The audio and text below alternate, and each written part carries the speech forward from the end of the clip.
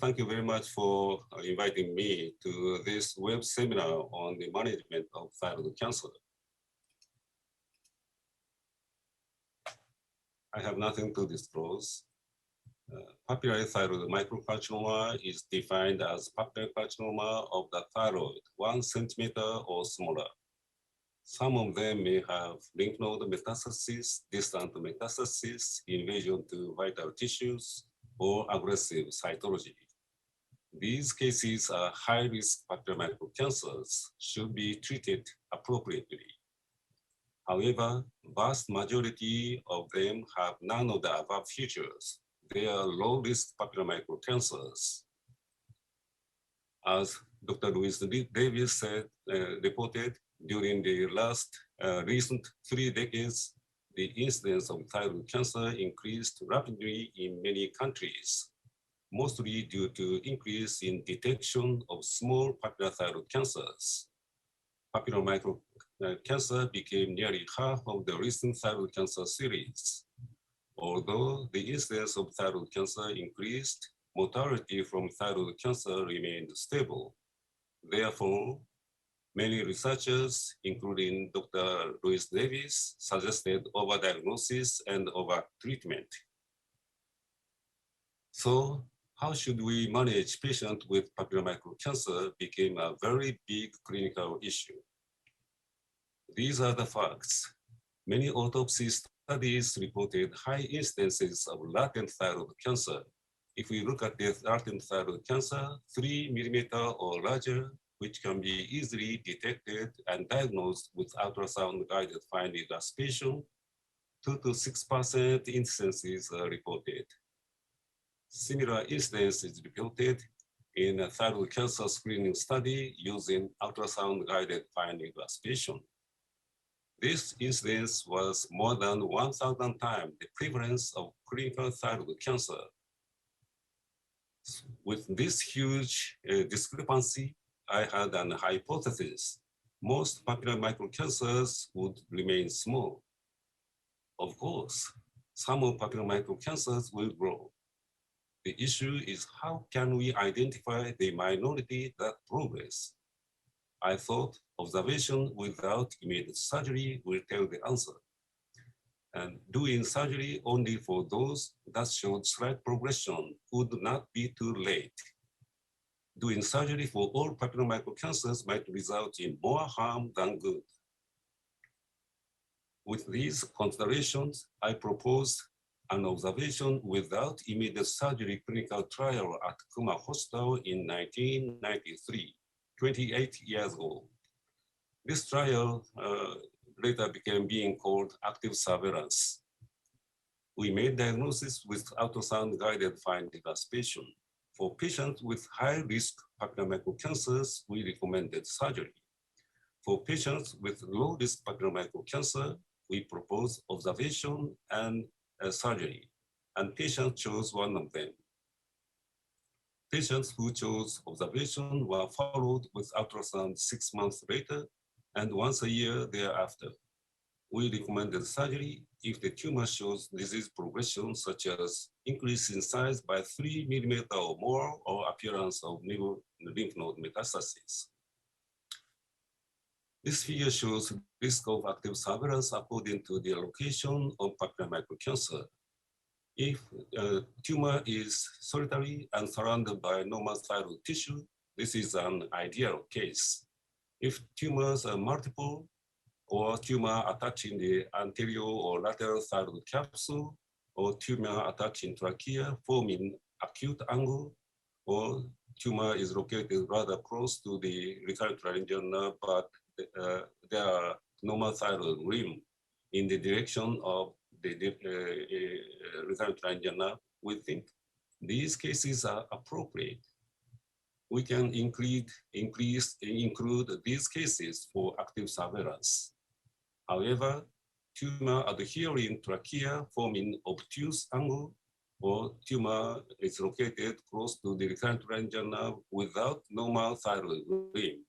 These cases are inappropriate cases. We should recommend immediate surgery. This is the result of active surveillance on more than 1,000 patients with low-risk pancreatic cancer. During the active surveillance at 10 years, 8% of the patients showed tumor enlargement, and 3.8% of the patients showed lymph node metastasis. This is unexpected results. Unlike clinical thyroid cancer, patients younger than 40 years were more likely to show disease progression than middle-aged or older patients. Multivariate analysis on disease progression revealed only young age was a significant factor, and family history and multiple foci were not significant factors. During this 8-year period, more than 2,000 patients with low-risk pancreatic cancer were seen at Kuma Hospital. 45% of them underwent immediate surgery, and 55% of them chose observation. Among them, 8% of them had conversion surgery for various reasons. After surgery, small number of patients had local recurrence, which was successfully treated with salvage surgery. During the study period, small number of the patients in both study group, treatment group, died of other diseases. And very importantly, more than 10,000 patients were alive without cancer progression on observation. And there was no distant metastasis, no death due to thyroid cancer. So oncological outcomes of these management modalities were similarly excellent. However, if we look at the incidences of unfavorable events such as temporary and permanent vocal cord paralysis, and temporary and permanent hypoparathyroidism, patients on levothyroxine, patients with surgical scar, these incidences were significantly, definitely higher in immediate surgery group. We calculated total cost of the management for 10-year period according to actual flow at Kuma Hospital as shown previously. And we found that total cost of immediate surgery was 4.1 times expensive compared to active surveillance. Patient's point of view or emotional issue is also important. Dr. Luis Davis conducted a questionnaire survey for patients with low-risk pancreatic cancer on active surveillance at Kuma Hospital. She collected consecutive 249 patients. Reply rate was very high, and very importantly, 83% of the patients replied that choosing active surveillance was the best decision for them personally. So patients were satisfied with this management. We studied on quality of life of patients comparing active surveillance group versus immediate surgery group. With the thyroid cancer specific quality of life score, immediate surgery group had significantly poorer scores for several points. And regarding the hospital anxiety and depression scale, immediate surgery group had poor score on anxiety, depression, and total score. In summary, the oncological outcomes of immediate surgery and active surveillance was similarly excellent. However, the incidences of unfavorable events were definitely higher in the immediate surgery group than in the active surveillance group. And in addition, the medical cost of immediate surgery was 4.1 times the cost of active surveillance. And patients on active surveillance were satisfied with active surveillance having better quality of life than those who underwent immediate surgery. Therefore, we can say active surveillance is much better than immediate surgery for the patients and also for the society. Currently at Kuma Hospital, we recommend active surveillance as the first-line management for the patients with low-risk pancreatic cancer. Cancer Institute Hospital in Tokyo started similar study 2 years later than Kuma Hospital.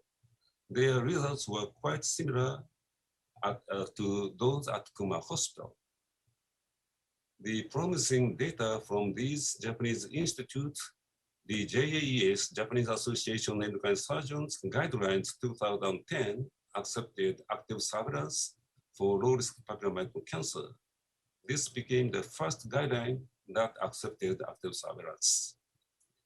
2015 ATA management guidelines adopted active surveillance management as an alternative to immediate surgery. The JAES guidelines revised in 2018 now actively recommend active surveillance. You know, doubling time is a well-validated way to analyze and express tumor volume kinetics over time. However, it has two major limitations. First, if some of the tumors shows decrease in their tumor volume over time, the doubling time for these cases are given in negative values. This creates a problem of discontinuity with positive values. And second, the magnitude of doubling time value is opposite to the magnitude of growth rate. If we take inverse of doubling time, these limitations are resolved. I propose calling this index doubling rate, since it indicates number of doublings that occur per unit time. Using doubling rate, we were able to demonstrate tumor volume kinetics of papillomatoid cancer during the active surveillance. Positive values indicate tumor growth, and large value indicates rapid growth. And negative value indicates decrease in tumor volume or regression. During the active surveillance, only 3% of the patients showed moderate growth, and 22% showed slow growth, and 57% showed stable disease, and very, very interestingly, 17% of the patients showed tumor decrease over time. Well, the real-world clinical approach for patients with low-risk papillomatoid cancer is unknown. So we conducted an email questionnaire survey for 1,178 JAES member institute in 2018. Only 134 or 11% institutes responded. However, 72.4% of thyroid cancer cases were operated at these institutes. Therefore, actual coverage is quite large. Among these institutes, most of them offered choices between immediate surgery and active surveillance. And 26% of the institutes recommended surgery, while 31% of the institutes recommended active surveillance. 39% of the institutes offered choices without specific recommendation. In these institutes, 576 patients with low-risk papillomatoid cancer were seen during a recent 3-month period. And among them, 54% of them actually selected active surveillance. Therefore, in Japan, active surveillance is gradually becoming popular. The Memorial Sloan Kettering Cancer Center and Seoul National University team produced a thyroid cancer treatment choice pamphlet to help patients easily understand their treatment options. They reported that patients exposed to this pamphlet were more likely to choose active surveillance than those who are not. Finally, I want to give you a very simple knack. This is a leaflet explaining about the management of papillomatoid cancer in Japanese. Giving this kind of leaflet after fine needle aspiration result is not good. Patients became panicked with the diagnosis. Giving this leaflet before performing fine needle aspiration greatly help patients understand the disease and choose the management option by themselves. This English version was translated with the help of Dr. Louis Davis. You know, the one in English, the title, The 11th Edition, was published last year. We are very glad that we are asked to write a chapter on papillary microcancer. If you need more information on papillary microcancer, please read this book. 감사합니다.